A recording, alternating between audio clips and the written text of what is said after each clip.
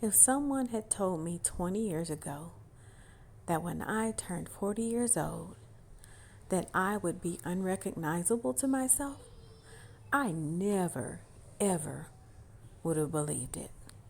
But here I am, definitely the living proof that it's possible. And it can happen to anyone, by the way. Why did I become unrecognizable to myself? It wasn't because I got old. Hell, 40 isn't old anyhow. But it really wasn't because I turned 40. Even though I tried to tell myself that a lot this year. But honestly, I truly thought that was why everything was changing with my body. For instance, my ankles got super swollen, my legs got super swollen, that they just, every time I touched them, they would hurt. My knees began to ache so badly. A shoulder injury I got in my early 30s came back to haunt me with pain that had to be massaged away. I stopped wearing a lot of clothes that I really love to wear. I even tried to cover up my excessive weight gain with just wearing flowy dresses and hoping no one noticed. But oh my goodness, people did notice. But a lot of people didn't say anything. But do you know what's worse than them not saying anything? It's the look and the stare down that they give you that just penetrates your soul. And so from these experiences, I was left feeling like, you know what? I looked at myself in the mirror and I said, you know what? This has gotten, just beyond me. And it's going to take some willpower and some perseverance and some deep dedication to pull myself out of this state that I'm in. And definitely with some mental consistency and some mental dedication, I put myself on the start of a journey of walking 1 mile every single day, nonstop, no excuses, no days missed. And ultimately, somehow, that one day at a time, that 1 week at a time, that 1 month at a time of walking 1 mile every single day turned into me walking over 350 miles in 2024. It's funny because when I was on mile number 24, I took a picture and I was like, I don't know how I'm going to do this. This seems like, I'm never going to get to mile number 100. And then once I got to mile number 100, yes, I was entirely proud of myself and my accomplishments. And then once again, I told myself, I'm only at mile number 100. How am I ever going to get to mile number 200? It just seemed so far away. But with much more dedication, I did reach mile number 200. And once again, yes, you guessed it. I got to mile number 200 and I said, how the heck am I ever going to get to mile 300? And with some perseverance, I got to mile number 300. Not only mile number 300, I also bumped it up and started walking 2 miles a day and pushed myself to over 350 miles so far. And at this point of my walking journey, I'm to a point now, I've reached 350 miles.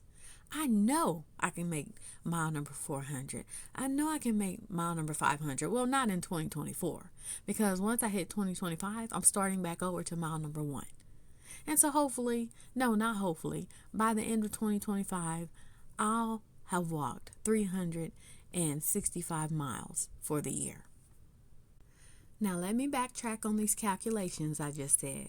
Okay, so currently I'm walking 2 miles every single day, Monday through Friday for 10 miles a week.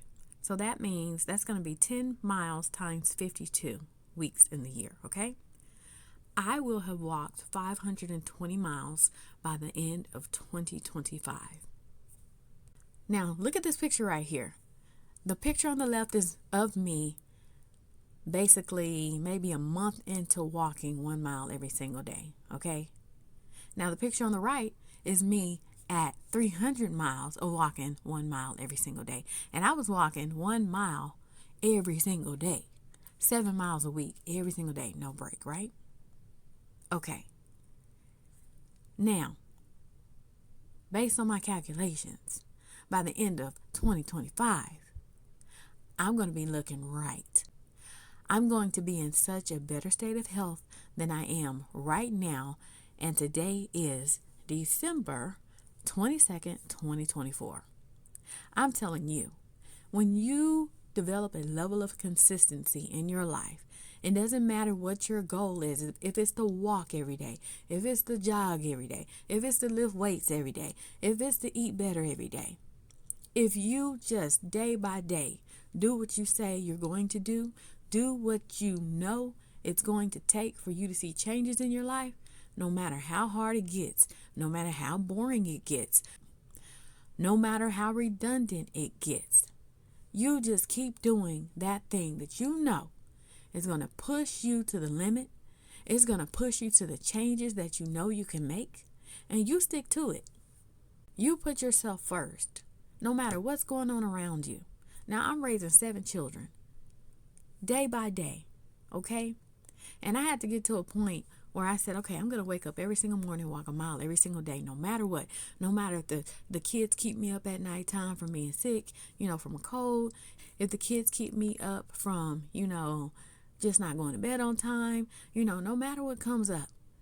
First thing in the morning, I am on the schedule first. Before anybody. And that's how I was able to stick to my level of consistency that I created for myself. I'm still in that mode of every single day, I'm going to wake up and do this for myself. I'm going to do this for me, regardless of how tired I might be. No matter if I got 2 hours of sleep the night before because I may have been up with a child that was sick, it doesn't matter. It doesn't matter if I went to bed at 5 o'clock in the morning.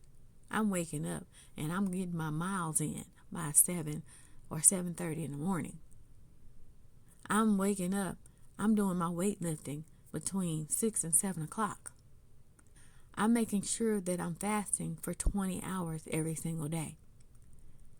Regardless if, my children are eating some snacks, my children are eating some type of meal that, what? With this 20 hours of fasting, it hasn't been hard. Because I know after I, do my 20 hours of fasting, I'm going to eat. I'm going to eat whatever I want to eat. Regardless of what it is, I'm going to eat it. I'm going to enjoy it. And see, what I like to do is I like to start eating at 2 p.m. Okay? I like to eat something I know that I want to eat or something I've cooked for my family. I'll eat it. I don't switch up what I'm eating just because I'm fasting or because I feel like I need to get myself in better health. Now, there are some things I do avoid that's going to cause high blood pressure, high blood sugar. I do that. But I may, consume a few of those things every now and then, okay? And whatever foods that I eat, I do share them on my shorts videos here. I post them as what I eat after 20 hours of fasting, okay? Check those out. So once I eat that meal, I'll wait till about 5:30. I'll eat something else that I know that I want. And then I'm done eating by 6 p.m. And so in between 6 p.m. and 2 p.m. the next day, I drink water. I might have some coffee with some heavy cream in it and some stevia sugar. Heck, I even go to Scooters and get me a cold brew coffee with, the Truvia sugar and heavy whipping cream in it with the whipped cream on top. That has not detoured my ability to lose weight every single week. I'm consistently losing 2.5 pounds a week. Now that's amazing. And by my calculations, it should take me 38 more weeks to get to my goal weight. I have to side with that because that's how long. 40 weeks to grow every baby that I've had. Okay? So I know how long this journey is going to feel because with every pregnancy I had, it seemed like it took forever to be over. I mean forever. So I know this journey is going to be so long. But at the same time, I can look at it this way. After having 7 children, I basically kept on about 15 pounds per child. Okay, it was 10 pounds per child. All right. So I have been unable to get rid of I'm counting overall after 7 children, 10 pounds per baby. It's going to take me 40 weeks to get off 10 pounds per each child that I had. I think that's fair. Now, I am in no way blaming this weight gain on having children. And like I said in my previous video, after I had baby number 7, I was able to get myself back in shape, just as I did with my other 6 children. But what was different about me with baby number 7 compared to my other 6 children was the fact that after my baby turned 4 months old, baby number 7, I completely stopped weightlifting. I completely stopped doing cardio. I completely stopped watching what I was eating. I completely stopped everything that had to do with fitness. Now, when someone has exercised since they were in like the 6th grade, being in sports and playing basketball, running track, playing volleyball, all that good stuff. And even after I graduated high school, I continued to exercise. I continued to walk, continued to jog, even hit the weight room every now and then. Even after 7 babies, I continued to exercise after each child. But like I said, what was different after baby number 7, I completely stopped everything that my body knew that I always did. So basically, my body went into shock. My body went into a mode of shock like, where the hell did the exercise go? Where the hell did the weightlifting go? Where the hell did the jogging and walking go? Where the hell did the eating the 1,500 calories a day go? My body began to fight back against what I wasn't doing. And that's the result. That's why I'm in the state of health that I'm in right now. Has absolutely nothing to do with the fact that I've had 7 children. But the fact that I know that I'm capable of putting in the work and the exercise is all more the motivation for me to just do it even when it hurts so bad. Even when it hurts so bad. Even when it gets so boring. I just got to keep pushing. Because eventually, over time, just as I took the time to get out of shape, eventually my body is going to get back into shape. And I truly believe that. And I have to prove that to myself. That's something I've never had to do. I'm in the worst shape I've ever been in my life. I've never had to come back from being this far gone.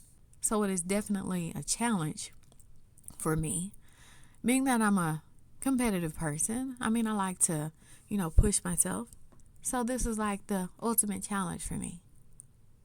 So along the way, I hope that I can motivate not only myself, but others who come across my channel and see my videos and see all the hard work I put in. Because let me tell you, walking 2 miles Monday through Friday for 10 miles a week is not easy. After the first mile, my legs don't even feel it anymore.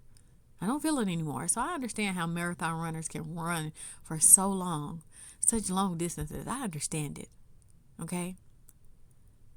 It's not easy lifting weights and your muscles are burning and you just feel like, I can't keep going, but I keep pushing.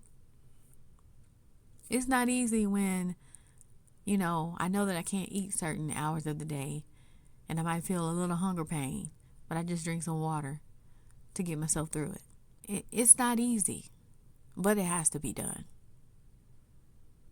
When you're willing to do what's hard, that's how you reap the benefits. When you're willing to be consistent, that's how you'll reap the benefits. That's how I'll reap the benefits. Just keep going. Just keep going.